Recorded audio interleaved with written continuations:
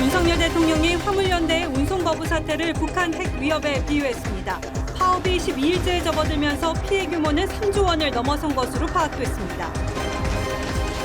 민주노총 산하 정부건설노조가 일부 지역에서 동조 파업에 나서면서 아파트 공사 등이 중단됐습니다. 내일부터는 전국 총파업에 돌입합니다. 대한민국 축구대표팀이 이번엔 브라질을 상대로 기적에 도전합니다. 벤투 감독은 단판 승부는 아무도 모른다며 승리를 다짐했습니다. 서훈 전 청와대 안보실장이 구속 후 첫 조사에서 진술을 대부분 거부한 것으로 알려졌습니다. 영장에 공모자로 적시된 박지원 전 국정원장 소환이 임박했다는 전망이 나오는데 문재인 전 대통령까지 수사할 수 있다는 관측도 나오고 있습니다. 대장동 수사의 핵심 증거가 된 정영학 녹취록이 검찰에 제출된 당일 이재명 대표 최측근 정진상 실장이 이를 알았다고 남욱 변호사가 증언했습니다. 서울에서 25년 된 열 배관이 파손돼 2만 세대 가까이 난방 공급이 중단됐습니다. 대전에 이어 충청남도도 실내 마스크 착용 자율화 추진 의사를 밝혔습니다. 마스크 의무 해제 지자체 권한으로 가능한지 따져봤습니다.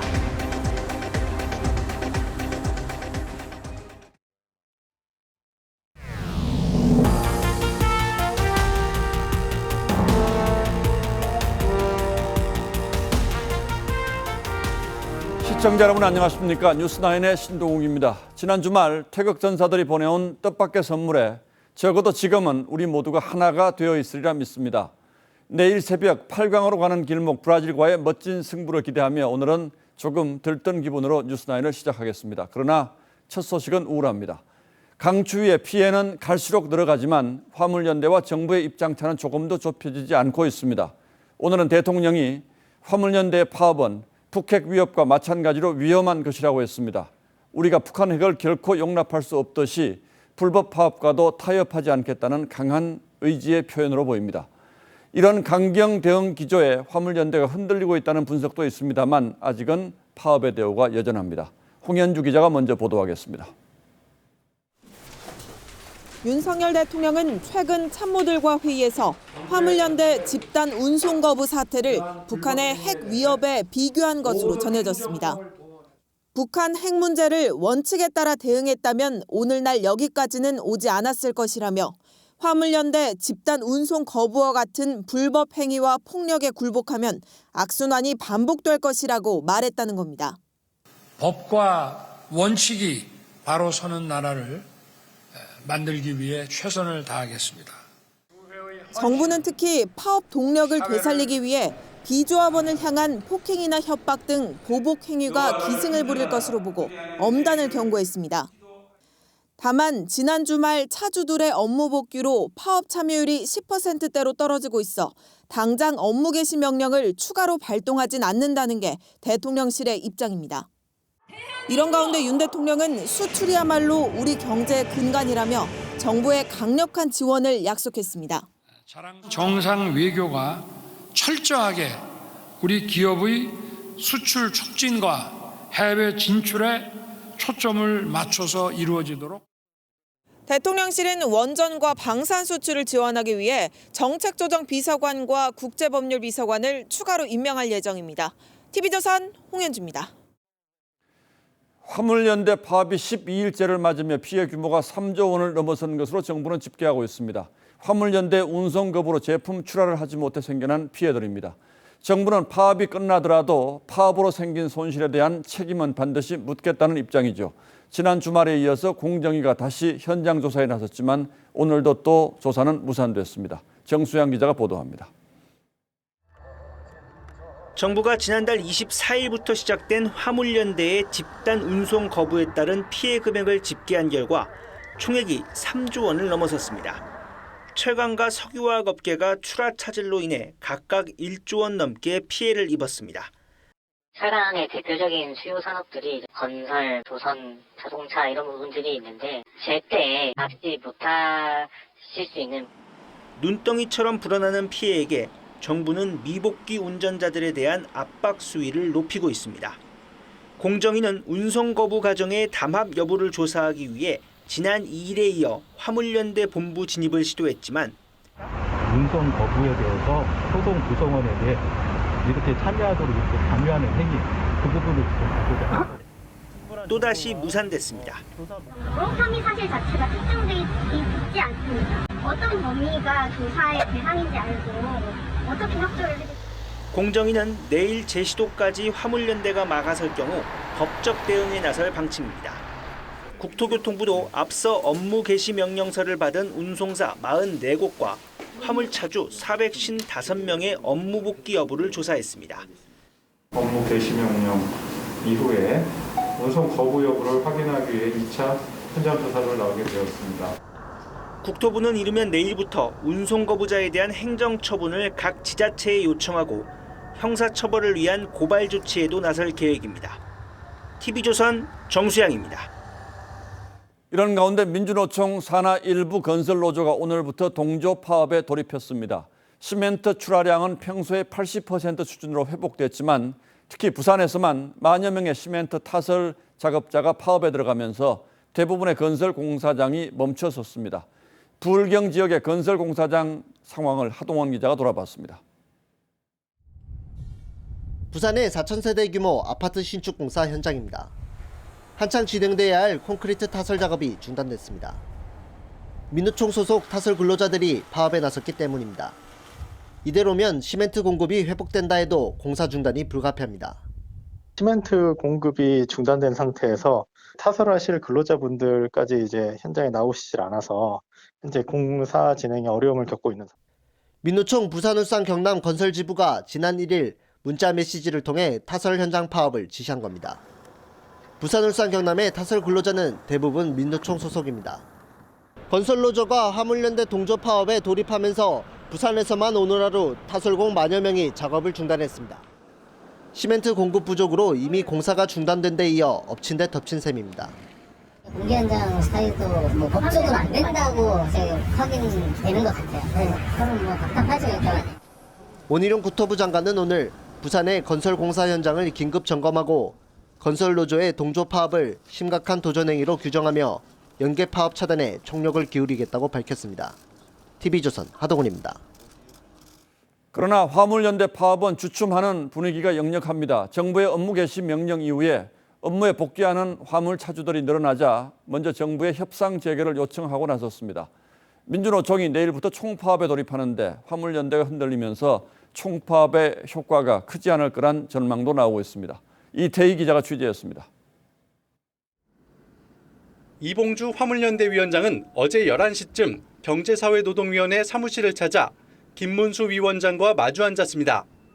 집단 운송 거부에 돌입한 지 11일 만에 정부의 협상 재개를 요청하기 위한 자리였습니다. 강고한 대우를 유지하며 흔들림 없이 총파업 투쟁을 전개한다. 이에 김 위원장은 먼저 업무에 복귀해야 협상할 수 있다며 거부 의사를 밝혔습니다. 그러자 이 위원장은 원희룡 국토부 장관과의 면담 주선을 요청한 것으로 전해졌습니다. 정부의 업무 개시 명령 발동으로 화물차주들의 복귀가 늘어나자 퇴로 모색에 나선 거란 분석이 나옵니다. 하지만 윤석열 대통령이 강경 대응 기조를 천명하면서 원 장관과의 만남은 성사되지 않았습니다. 정부는 조직적으로 불법과 폭력을 행사하는 세력과는 어떤 경우에도 타협하지 않을 것이며 화물연대는 김문수 위원장과의 만남에 대해 확인 중이라고 했습니다. 민주노총이 내일 총파업에 돌입하지만 화물연대의 협상 모색으로 투쟁 동력이 크지 않을 거란 전망이 나옵니다. TV조선 이태희입니다. 다음 뉴스입니다. 서훈 전 청와대 안보실장이 구속되면서 문재인 정부 고위 인사들이 잇따라 수사선상에 오르고 있습니다. 오늘은 서 전 실장이 구속된 뒤 처음으로 조사를 받았는데 묵비권을 행사한 것으로 알려졌습니다. 법률적 다툼보다는 사건을 정치적 쟁점으로 끌고 가겠다는 의도로 보입니다. 박지원 전 국가정보원장 소환도 임박했다는 전망이 계속 나오고 있습니다. 김보근 기자가 취재했습니다.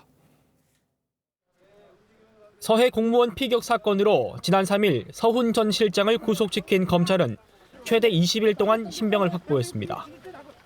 서울구치소에 수감된 서훈 전 실장이 구속 후 처음으로 검찰 조사를 받았습니다. 서 전 실장은 수사팀 질문에 대부분 입을 다물면서 구속 적부심 신청을 준비하는 것으로 전해졌습니다. 앞서 비슷한 혐의로 구속됐던 서욱 전 국방부 장관과 김홍희 전 해양경찰청장도 구속 적부심을 신청해 풀려났습니다. 서 전 실장 구속으로 수사 동력을 얻은 검찰은 조만간 박지원 전 국정원장도 소환할 방침으로 전해졌습니다. 박 전 원장은 표류 가능성을 언급한 감청 정보와 국정원 초기 보고서를 삭제하도록 지시한 혐의 등을 받습니다. 서훈 전 실장으로부터 어떤 지시도 받았지 않고 삭제 지시도 없었다. 제 자신도 없었다. 검찰은 서해 피격 사건의 최종 결정권자는 서훈 전 실장이라고 했지만 문재인 전 대통령까지 수사할 수 있다는 관측도 나옵니다. 서 전 실장의 영장실질 심사를 앞두고 문 전 대통령이 자신이 최종 승인을 했다고 입장문을 내매 따라 어떤 보고를 받고 지시했는지 등을 확인할 필요가 생겼다는 겁니다. 검찰은 당시 청와대가 남북관계 돌파구를 마련하려고 피살 공무원의 표류 가능성을 차단하고 월북몰이를 한 게 아닌지 살펴보고 있습니다. TV조선 김보건입니다. 민주당 의원들은 공수처를 찾아가 서해 공무원 피격 사건을 감사한 감사원장과 감사원 사무총장을 고발했습니다. 이 사건과 관련해 문재인 전 대통령이 잇따라 입장을 내자 임종석 전 비서실장, 이낙연 전 총리 등 범여권 인사들의 반발 움직임도 커지고 있습니다. 이 움직임이 뭘 뜻하는지 신유만 기자가 취재했습니다. 민주당 정치탄압대책위 소속 의원 4명이 최재해 감사원장과 유병호 사무총장을 군사기밀 유출 혐의로 공수처에 고발했습니다. 서해 공무원 피격 사건에 대한 감사 결과 발표 당시에 군사기밀을 누설하였으며 그러면서 공수처가 감사원과 검찰의 편파적인 감사와 수사를 방치하고 있다며 압박했습니다. 과연 현재의 공수처가 권력기관의 견제와 균형이라는 소임을 다하고 있는지.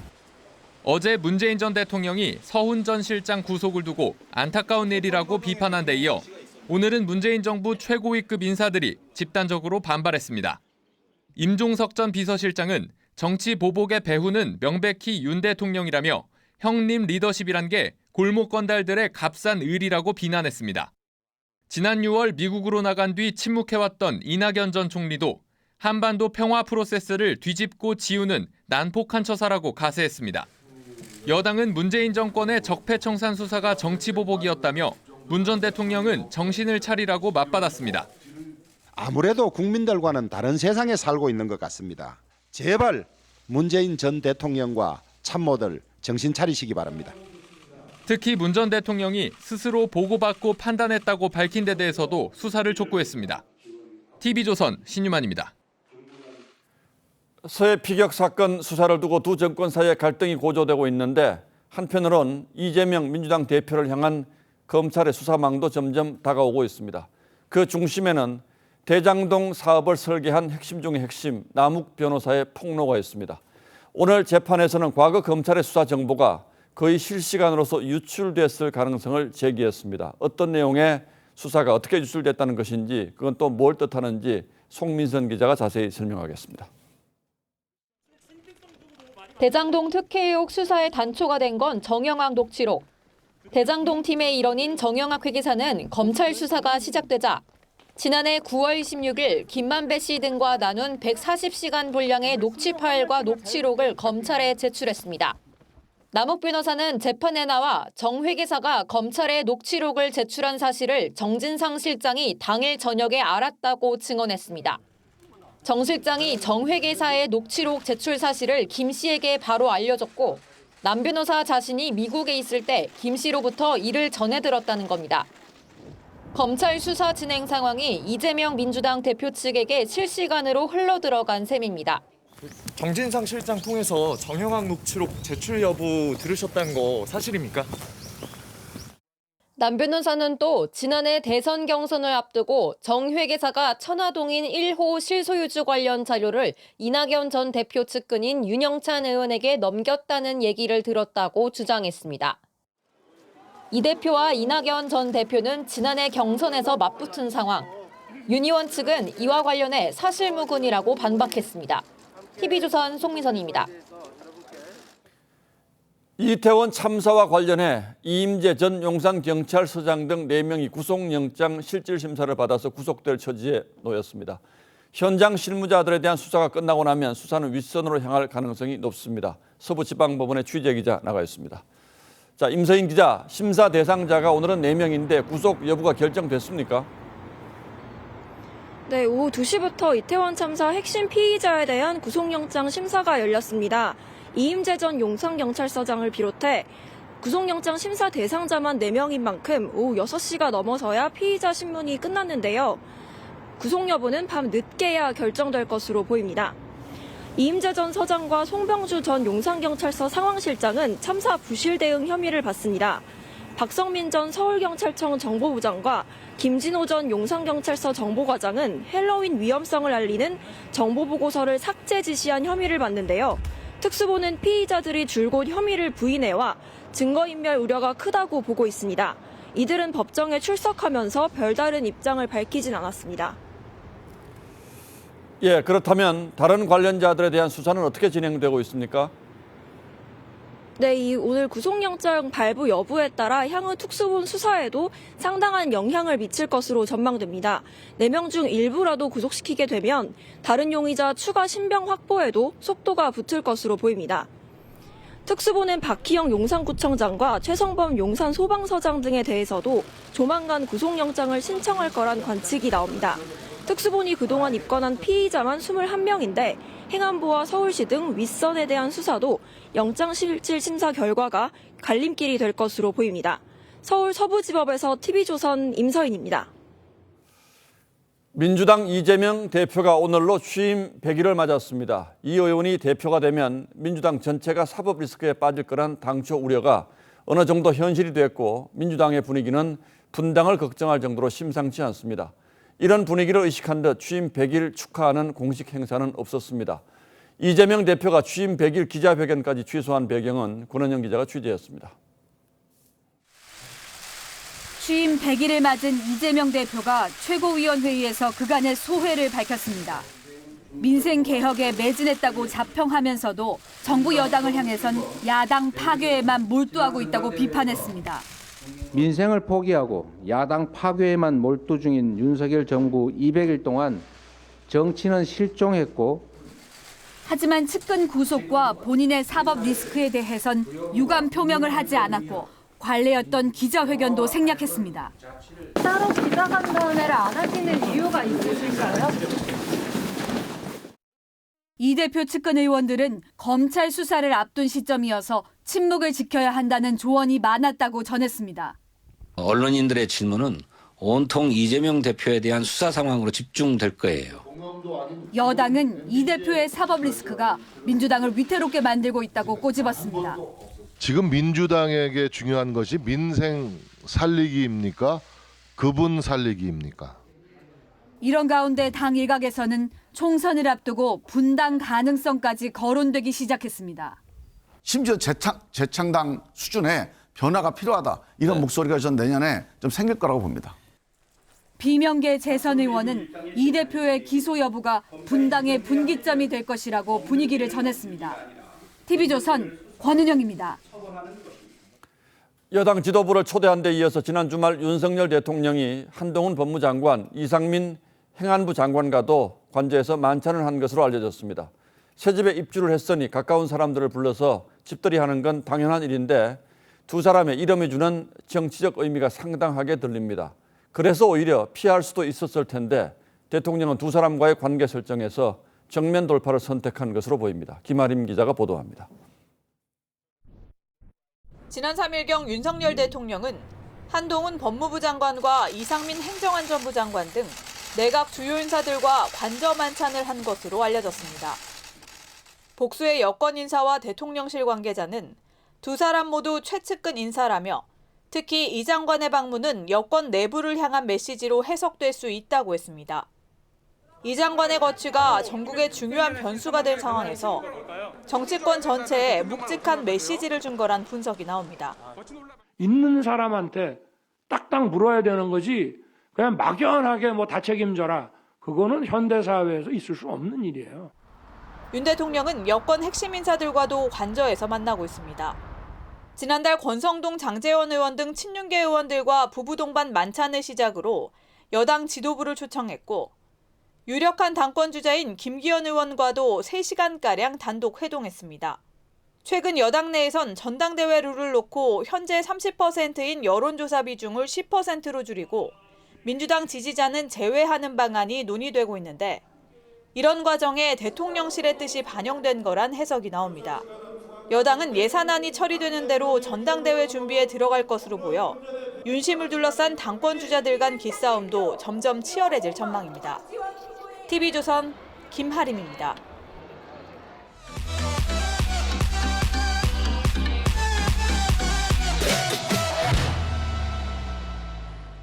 대한민국 축구대표팀 이번에는 브라질을 상대로 기적에 도전합니다. 이제 한판 승부까지 7시간도 채 남지 않았습니다. 피파 랭킹 1위 브라질의 전력은 따로 설명할 필요가 없을 정도지만 공은 둥글고 경기는 90분 동안 지속되죠. 그래서 벤투 감독 할 수 있다는 각오입니다. 카타르 현지 연결합니다. 자, 이다솜 기자, 뒤로 보이는 곳이 16강전이 열릴 경기장이죠.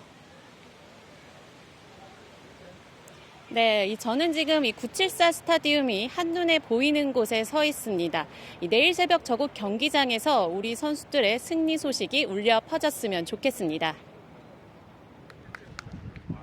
객관적 전력에선 우리가 뒤처지는 게 사실이지만 선수들 전혀 기죽지 않았습니다. 늦은 시간인데 저희 선수들 열심히 해서 꼭 경기력으로 보답드릴 테니까. 벤투 감독도 딱 한 번 경기하면 우리가 이길 수도 있다. 정말 잃을 게 하나도 없다며 자신감을 보였습니다.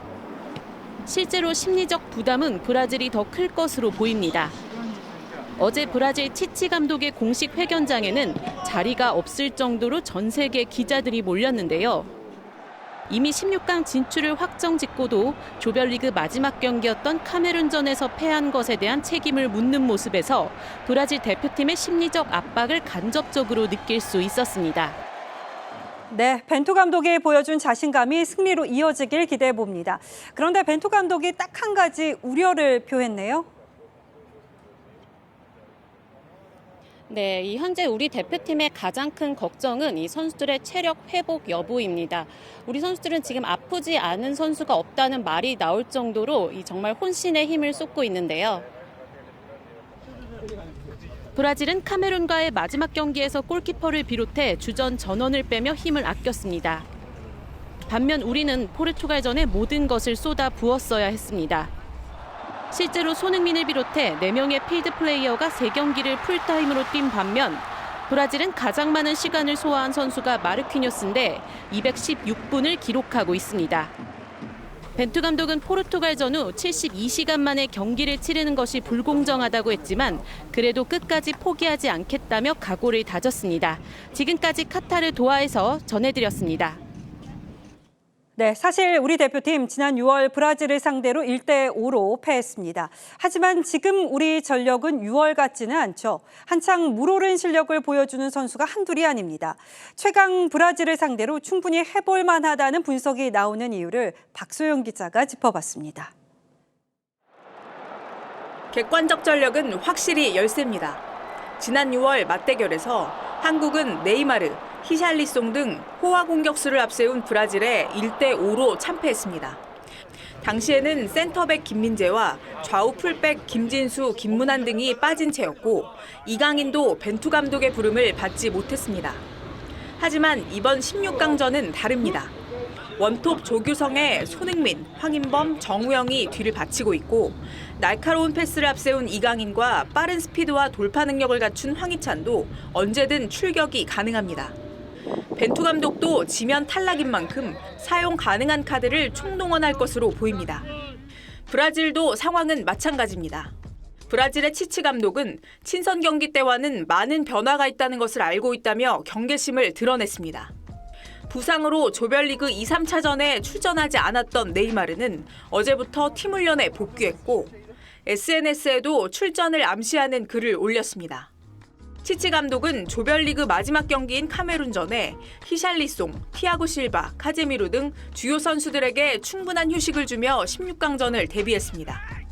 다만 브라질 팀 주장 실바는 한국 팀은 매우 힘든 그룹에서 16강에 진출했다며 방심하지 않고 있다고 밝혔습니다. TV조선 박수영입니다. 우리 선수도 우리 국민도 또 한 번 간절하게 승리를 염원하고 있습니다. 우리 시간으로 내일 새벽 4시에 시작되는 경기를 앞두고 전국에서는 거리 응원 준비를 이미 마쳤다고 하는데요. 광화문에 나가 있는 취재기자 연결합니다. 자, 김창섭 기자, 오늘 역시 낮에도 추웠습니다. 아직 경기 시간이 많이 남았는데 그곳 분위기 어떤가요? 네, 이곳 광화문광장의 현재 수온주는 영하 3도를 가리키고 있습니다. 하지만 칼바람 강추위도 우리나라 국가대표팀의 16강 선전을 바라는 응원 열기를 꺾진 못하고 있습니다. 제 뒤로 보이시는 것처럼 대형 스크린과 응원 무대 설치는 마무리됐는데요. 경기는 6시간 이상 남았지만 응원을 준비하는 시민들의 발길은 조금씩 이어지고 있습니다. 자정부터 열리는 일본과 크로아티아 경기를 시작으로 우리나라와 브라질 간 경기 휘슬을 울리는 내일 새벽 4시를 전후해 이곳 광화문광장엔 15,000여 명의 인파가 몰릴 것으로 예상되는데요. 경찰과 서울시는 새벽 4시 기온이 영하 4도까지 떨어지는 만큼 인파 관리 외에 한파 비상대피 공간도 마련했습니다. 거리 응원이 진행되는 동안 광화문 세종대왕 동상 주변엔 텐트 6개 동이 운영되는데요. 난방기구 지원은 물론 구급 인력이 응급 상황에 대비할 예정입니다. 광화문을 지나는 지하철 5호선은 경기가 시작되는 내일 새벽 2시까지 연장 운행되고 광화문 등 도심 일대 심야버스도 새벽 3시에서 4시 때 집중 배치됩니다. 경기가 끝나는 새벽 6시 전후로 2호선과 3호선, 5호선 열차의 운행 편수도 늘리기로 했습니다. 이곳 광화문뿐만 아니라 전국 각지에서 2만 명 가까운 시민들이 거리 응원에 나설 것으로 예상되는데요. 당국은 한파 속 새벽 시간대 열리는 거리 응원인 만큼 몸이 심하게 떨리거나 호흡과 맥박이 느려질 경우 반드시 의료진의 도움을 요청할 것을 당부했습니다. 광화문광장에서 TV조선 김창섭입니다. 서울 상계동에서 25년 된 지하 난방 배관이 파손돼서 아파트 18,000여 세대의 난방이 끊겼습니다. 오늘 아침 최저 기온이 영하 6도까지 내려갔었죠. 주민 불편이 이만저만이 아니었습니다. 안윤경 기자가 전해드립니다. 도로 한가운데 커다란 구멍이 뚫려 있고 흰색 수증기가 쉴 새 없이 뿜어져 나옵니다. 굴삭기가 동원돼 구멍난 도로 흙을 퍼내며 보수 작업을 벌입니다. 오전 8시쯤 서울 노원구 상계동에서 온수 열배관이 파손됐습니다. 직경 30cm짜리 난방 배관이 터지면서 주변 아파트 단지 약 18,600세대의 온수 공급이 중단됐습니다. 당시 기온은 영하 6도를 밑돌아 주민이 불편을 겪었습니다. 하얀 연기가 더 올라왔어요. 애들 키우는데 힘들지. 우리 아나 운동 못해서 통증 왔어요. 운동하고 샤워해야 되는데. 파손된 배관은 1996년쯤 묻힌 걸로 알려졌는데 서울에너지공사는 배관 노후화를 파손 원인으로 추정합니다. 공사 측은 아파트 단지 밸브를 잠그고 보수 공사를 벌였고 사고 10시간 만인 오후 6시쯤 난방이 재개됐습니다. 공사 측은 난방 수요가 적은 여름에 순차적으로 노후 배관을 교체할 예정이라고 밝혔습니다. TV조선 안윤경입니다. 요즘 운전하시는 분들 차에 기름 부족하다는 신호 들어올까 우려스러우시죠? 화물연대 운송 거부가 장기화되면서 품절 주유소가 전국으로 확대되고 있습니다. 혹시나 이 사태가 더 길어질까 시민들은 주유소로 달려가서 기름을 채우고 있는데 일부 주유소는 단축 영업을 하고 있습니다. 유혜림 기자가 취재했습니다. 휘발유가 품절된 대전의 한 주유소. 화물연대 파업이 끝날 때까지 단축 영업을 한다는 안내 문구가 붙었습니다. 경유만 판매하다 보니 매출이 떨어져 문을 일찍 닫는 겁니다. 화물연대 파업 끝나야 들어올 것 같은데. 택소리가 안 움직이니까 그래서 지금 없는 거거든요. 고속도로 휴게소 주유소는 평일 낮에도 차량들이 연이어 들어옵니다. 파업으로 조만간 주유가 제한될 수 있다는 말에 불안한 시민들이 서둘러 주유소를 찾습니다. 이마저도 언제 동날지 몰라 차마다 기름을 가득 채웁니다. 아직 기름이 부족한 건 아닌데 조금 미리미리 넣으려고 하게 되는 것 같아요. 오늘 오후 2시 기준 품절 주유소는 96곳으로 어제보다 8곳이 늘었습니다. 품귀 현상은 전국으로 확대되고 있습니다. 수도권 외에도 강원 12곳, 대전 등 충청 지역 26곳 등 지방에도 품절 주유소가 늘고 있습니다. 때 아닌 기름 품귀 현상은 결국 시민들 생업에까지 영향을 주고 있습니다. 저는 지방 출장을 많이 다니는데요. 이제 기름을 못 넣게 되면 일을 할 수가 없으니까 좀 걱정이 많이 돼요. 품절 주유소에 불안 심리까지 겹치면서 이번 주 중순부터는 기름이 동나는 주유소가 대거 발생할 수 있다는 전망도 나옵니다. TV조선 유혜림입니다. 이번 주 서울 강남과 강북 인기단지에서 6천 가구 넘는 분양 물량이 쏟아집니다. 초대형 단지가 포함돼서 시장 관심이 뜨거운데 이 고금리 속 악재도 여전하죠. 이번 분양의 성적이 앞으로 주택 경기를 가늠할 시금석이 될 것으로 보입니다. 김혜나 기자가 취재했습니다. 당군 이래 최대 재건축 단지로 꼽히는 서울 둔촌주공. 전체 85개 동 규모로 재설계돼 분양시장에 나섰습니다. 오늘 특별 공급을 시작으로 청약 접수를 받는데 전체 12,000여 세대 가운데 일반 분양 물량은 4,700세대가 넘습니다. 전용 59제곱미터까지는 분양가가 10억 원대 이하라 중도금 대출을 받을 수 있지만 전용 84제곱미터는 12억 원을 넘어 이른바 현금부자만 참전이 가능합니다. 주변 시세보다 분양가가 낮아 수요자들 관심은 높은데 고금리 상황 등이 흥행의 변수로 꼽힙니다. 목요일날 오픈했을 때 3,600 오셨어요. 대략 15,000명 정도. 1,330가구를 분양하는 서울 장위동의 한 아파트. 지난 나흘 동안 견본주택을 찾은 방문객이 12,000여 명에 달할 정도로 눈길을 끄는 데 성공했습니다. 하지만 흥행으로 이어질지는 미지수입니다. 여기 가깝고 하니까 대단지고 하니까 분양을 받아야 되나 좀 더 기다렸다 해야 되나. 기존 아파트가 좀 많이 내렸더라고. 그러니까 이제 좀 걱정이 되지. 지난해 6분의 1 수준으로 쪼그라든 청약 경쟁률을 제고시킬 수 있을지 관심이 쏠리는 가운데 이들 단지의 성적표가 향후 주택 경기를 예측할 가늠자가 될 전망입니다. TV조선 김예나입니다. 연말까지 장바구니 물가 부담이 이어지고 있습니다. 밀가루, 원유 가격 상승에 이어서 이번에는 두부와 케찹, 믹스커피 같은 밥에 곁들이는 품목들까지 줄줄이 오릅니다. 이 같은 릴레이 가격 인상은 내년에도 꺾이지 않을 것으로 보입니다. 이유경 기자입니다. 제품 가격표를 바꾸느라 바쁜 서울의 한 편의점. 이달 들어 케찹과 참기름 등의 편의점 가격이 일제히 오르면서 가격표를 바꾼 품목이 100여 개가 넘습니다. 다양한 상품들에 대해 가격 인상이 잦아지면서 가격표 교체 작업 역시 전보다 더욱 많이 이루어지고 있습니다. 식료품 가격이 무더기로 오르고 있습니다. 한 음료회사는 사이다와 콜라 등 10여 종류의 가격을 평균 4% 올렸고 또 다른 업체도 이온 음료 등의 가격을 평균 8.6% 인상했습니다. 오는 15일부터 믹스커피의 제품 출고가도 평균 9.8% 오릅니다.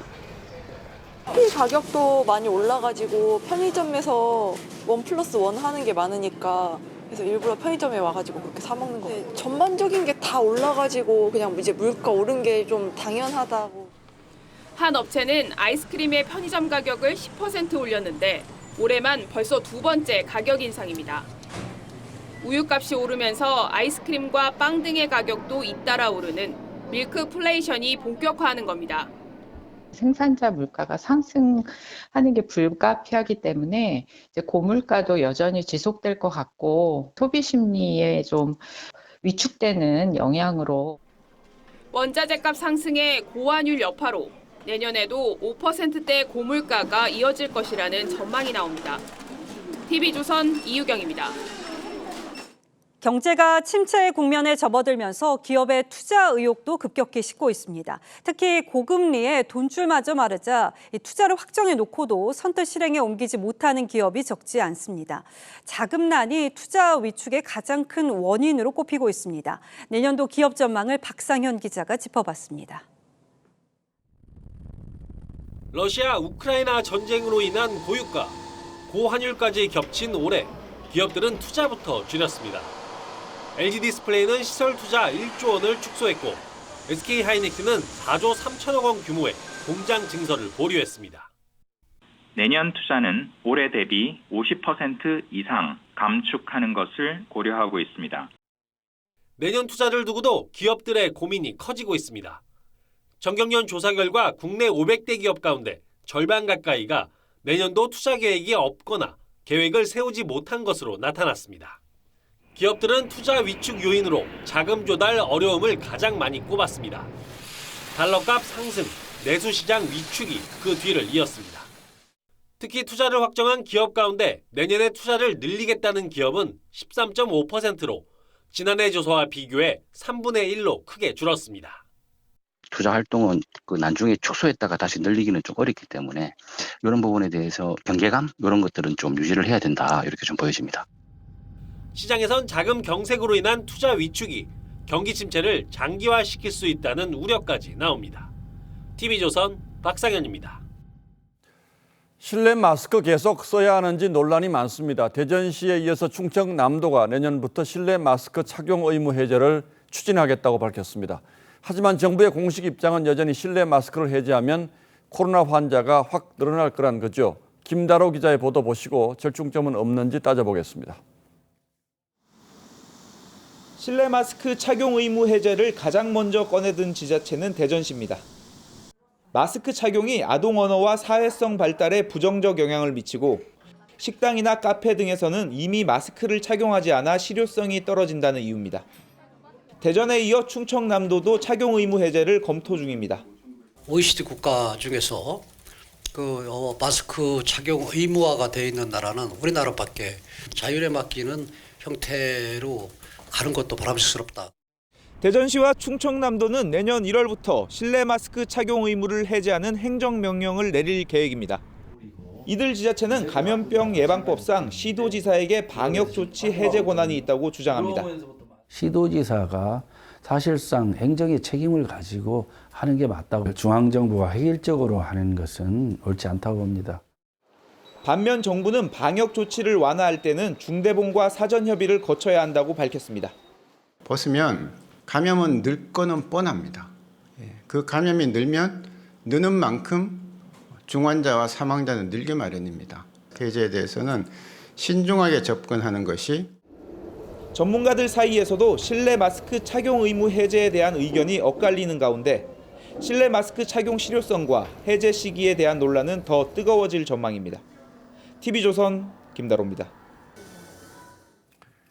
아직은 시기상조라는 게 정부의 공식 입장입니다만 지자체들은 마음이 급한 것 같습니다. 방역적 관점과 경제적 관점이 충돌하는 양상이기도 하죠. 지혜로운 절충점은 없을지 따져보겠습니다. 자, 홍영 기자, 일단 법적으로 이게 가능한 일인지가 제일 궁금한데 지자체의 결정만으로 마스크 착용 의무를 해제할 수가 있습니까? 네, 대전시와 충남은 행정명령을 통해 자체적으로 방역조치를 시행할 수 있다고 판단한 걸로 보입니다. 예. 감염병 예방법에 보면 보건복지부 장관과 질병관리청장 외에 시도지사 등 자치단체장도 마스크 착용 같은 각종 예방조치를 내릴 권한과 의무가 있습니다. 만약 지자체가 결정을 하게 되면 중앙의 통제로부터는 완전히 자유로워지는 겁니까?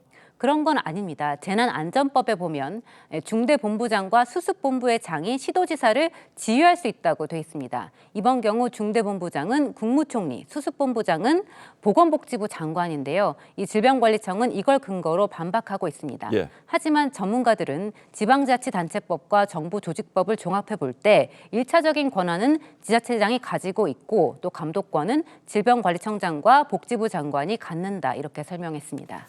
예, 뭐 좀 애매하긴 합니다만 어쨌든 1차적으로는 마스크 해제를 지자체 판단으로 강행할 수는 있겠군요. 네, 그렇긴 한데요. 법률상으로는 그렇긴 한데 질병관리청은 지난해 10월 29일 국무총리 주재로 열었던 이 중대본 회의 결과를 강조합니다. 당시에 방역 조치를 더 강하게 하는 건 지자체가 정할 수 있지만 방역 조치를 풀어주는 건 중대본과 사전에 협의를 거치도록 정리했습니다. 감염병 예방 조치에 대해서는 감염병 예방법이 우선적이지만 중대본과 사전 협의를 거치도록 하고 있기 때문에 적어도 대전시에서는 중대본과 협의를 거친 후에 실내 마스크 해제를 검토하는 것이 타당하다고 생각합니다. 만약에 지자체가 정부 말 듣지 않고 내년 1월 1일부터 강행을 하게 되면 그럼 그건 어떻게 되는 겁니까? 네, 보건복지부가 정지나 취소 명령을 내릴 가능성이 큽니다. 그런데 이렇게 되면 해당 지자체는 명령을 통보받은 날로부터 15일 안에 대법원에 소를 제기할 수 있습니다. 이 조치가 위법한지 여부가 중요하거든요. 그런데 규정이 모호하게 돼 있으니까 이게 위법한지를 판단하기가 사실 쉽지가 않아요. 포괄적으로 규정이 돼 있어서 만일 문제가 되면 바로 소송도 대법원으로 가져가야 합니다. 자, 이 문제를 법정으로 가져갈 문제인지는 좀 의문스럽긴 합니다. 이런 경우는 보통 단체장이 야당 소속인 경우가 많은데 이장우 대전시장이라든지 김태흠 충남지사는 모두 여당 소속의 단체장 아닙니까? 맞습니다. 정치적으로는 모양새가 썩 좋지 않다는 게 여권의 판단입니다. 그래서 국민의힘 권성동 의원은 적어도 내년 1월 말에는 마스크 해제 검토가 아닌 시행할 전제로 뭔가 탈출구를 마련해야 한다고 촉구했습니다. 하지만 이 전문가 집단도 우려를 표한 상황에서 이 실내 마스크 의무를 풀어준 뒤 확진자 수가 급증하면 정부 여당을 향한 비판이 커질 수 있어서 여당 지도부는 신중한 입장입니다. 예, 어쨌든 전문가들의 입장은 이 상태에서 실내 마스크까지 벗으면 감염자가 확 늘어날 수도 있다 이런 입장이기 때문에 물론 뭐 마음 급할 수 있습니다만 지자체장들도 좀 더 절충할 필요는 있겠군요. 예, 홍영 기자 잘 들었습니다.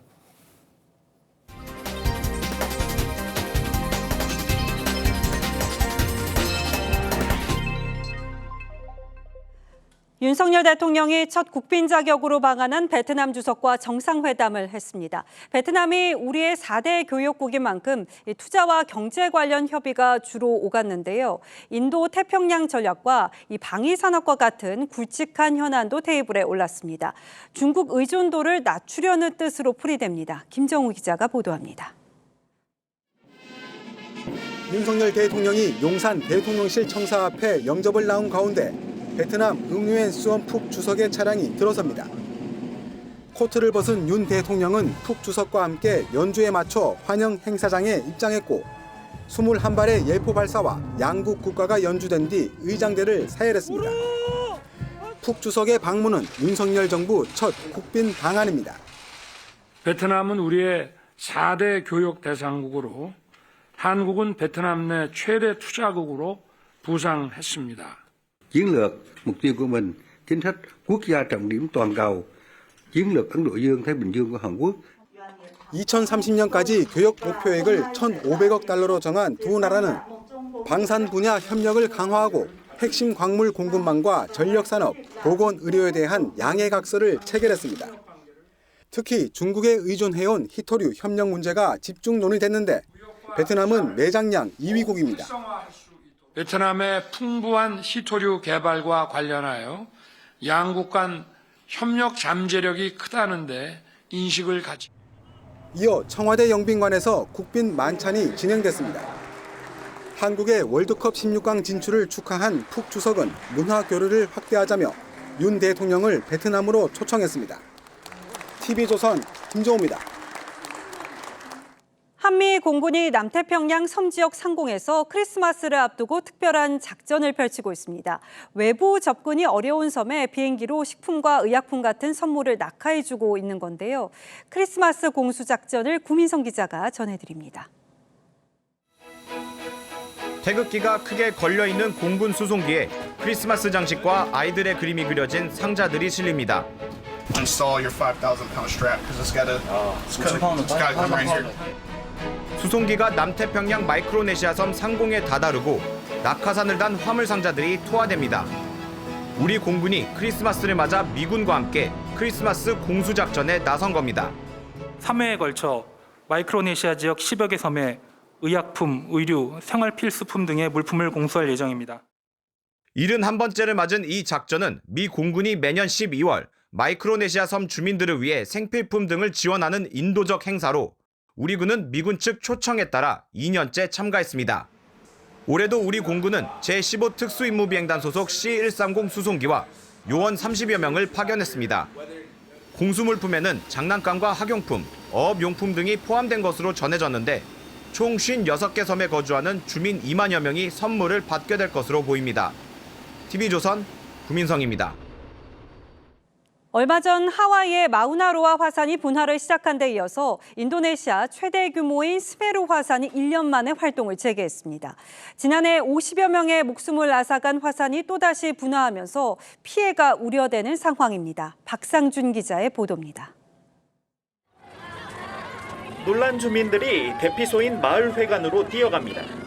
거리에 선 재난방지청 관계자가 마스크를 나눠줍니다. 혼비백산 대피하는 주민들 머리엔 화산재가 하얗게 내려앉았습니다.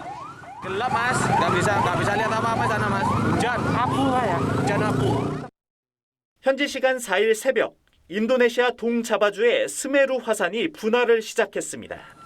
인도네시아 당국은 화산 경보를 최고 수준인 4단계로 격상하고 6개 마을 주민 2천여 명을 피신시켰습니다. 특히 산 정상에서 1.5km까지 치솟은 화산재로 마을은 온통 어둠에 뒤덮이고 통신 장애도 발생했습니다. Sampai nanti menunggu dari pos pantau Gunung Semeru. Kalau pos pantau Gunung Semeru menyatakan aman. 스메루 화산 분화는 정확히 1년 만입니다. 지난해 12월 4일에도 화산이 분화해 51명이 숨지고 10,000명이 넘는 이재민이 발생했습니다. 불의 고리라 불리는 환태평양 지진대에 속한 인도네시아는 자연재해가 빈번합니다. 지난 2018년에는 화산 폭발로 쓰나미가 발생해 400여 명이 목숨을 잃기도 했습니다. TV조선 박상준입니다.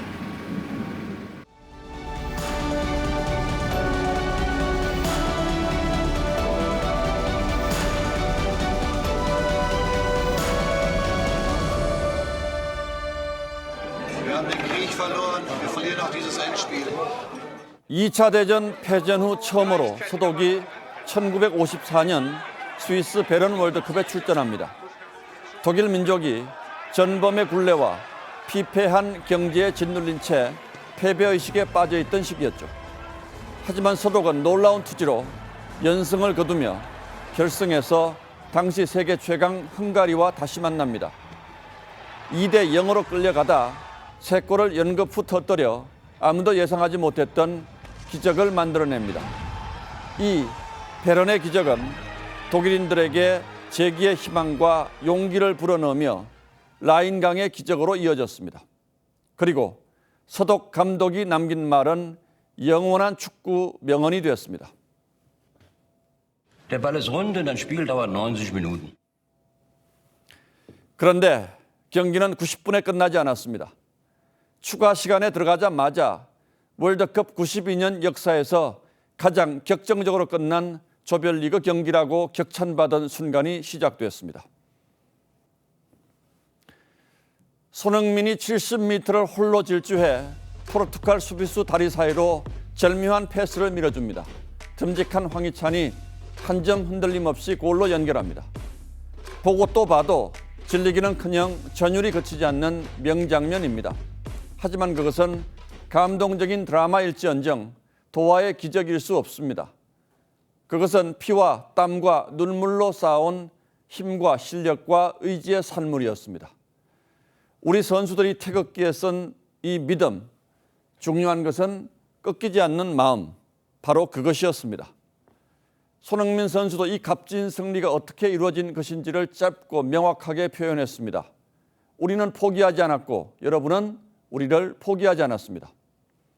손흥민은 마스크를, 황인범은 머리 붕대를 벗어 던졌습니다. 김민재와 황희찬은 부상을 무릅쓰고 기어이 뛰겠다고 나섰습니다.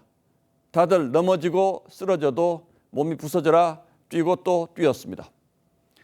지친 국민을 환희와 감동으로 부축해 세우고 둘로 깊이 갈라져 반목하는 나라를 팀 코리아로 다시 묶었습니다. 베른의 기적을 이끈 서독 감독은 한 경기의 끝은 다음 경기의 시작이며 가장 어려운 경기는 늘 바로 다음 경기라고 했습니다. 그렇듯 우리는 내일 새벽 다시 세계 최강 브라질과 맞습니다. 지난 세 경기가 그랬듯 또다시 여한 없는 승부를 보고 싶습니다. 우리 선수들이 토해내는 거친 숨소리, 절절한 탄식과 환호를 듣고 싶습니다. 영웅이 사라진 시대, 축구 영웅들이 펼쳐놓는 한바탕 서사, 그 축제의 생명력을 누려보고 싶습니다. 그것만으로도 우리는 행복할 겁니다. 펠레가 말했듯 무엇보다 중요한 것은 축구를 사랑하는 것, 그리고 즐기는 것이니까요. 이것만으로도 충분하다 생각합니다만 그래도 다시 한번 이겨주기를 바라는 제 속마음을 숨기기는 어렵습니다. 12월 5일 앵커의 시선은 꺾이지 않는 마음이었습니다.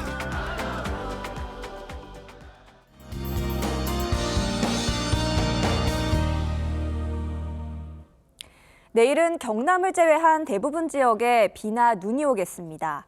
주로 새벽부터 오전 사이에 내릴 텐데요. 눈의 경우 경기 남부와 충청, 전북 북부 지역에 최고 5cm가 쌓이겠고요. 서울에서도 눈이 살짝 내릴 수 있겠습니다. 낮에는 기온이 영상권으로 올라서 눈은 금세 녹을 것으로 보입니다. 낮 기온은 서울과 청주가 5도까지 오르겠고요. 남부 지역은 대구와 전주가 8도를 보이겠습니다. 오늘보다는 2, 3도 정도 높겠습니다. 해안가에서는 바람이 강하게 불겠고요. 물결은 동해와 제주 해상을 중심으로 높게 일겠습니다. 모레부터는 비나 눈 소식 없이 건조한 날씨가 이어지겠습니다. 기온은 더 올라서 큰 추위 없이 한 주를 보내실 수 있겠습니다. 날씨였습니다. 예, 12월 5일 월요일 뉴스나인은 여기서 모두 마치겠습니다. 시청해주신 여러분 고맙습니다.